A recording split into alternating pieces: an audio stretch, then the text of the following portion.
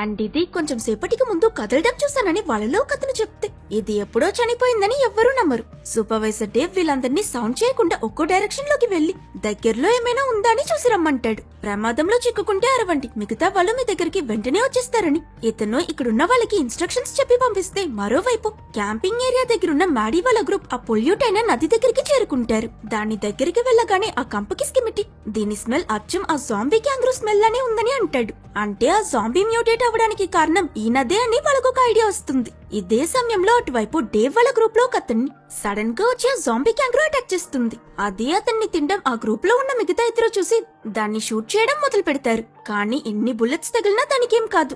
ఆ క్యాంగ్రూ బుల్లెట్స్ ని ఏదో దోమల్ని కొట్టినట్టు కొట్టిపడేసి గెంతుతో వచ్చి ఆ ఫైర్ చేస్తున్న ఇంకో అతన్ని కూడా చీల్చి చంపేస్తుంది. అది చూసి అరుస్తూ ఆ టీంలో ఆఖరిగా మిగిలిన అమ్మాయి తప్పించుకుందామని పారిపోవడానికి ప్రయత్నిస్తుంది. కానీ ఆ జాంబీ క్యాంగ్రూ జంప్ చేసుకుంటూ వచ్చి ఈజీగా తనని పట్టేస్తుంది.